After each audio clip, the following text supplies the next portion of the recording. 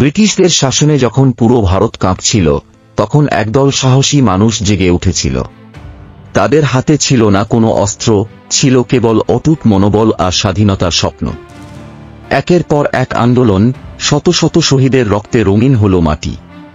তবু থামেনি তারা, কারণ ভারতের হৃদয় তখন শুধু একটাই কথা বলেছিল, স্বাধীনতা চাই।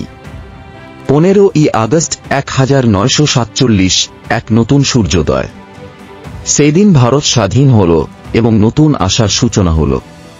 নেতাজি ও গান্ধী যেমন দেশের জন্য পথ দেখিয়েছিলেন, মানুষও তাদের সাহস ও ত্যাগে অনুপ্রাণিত হল।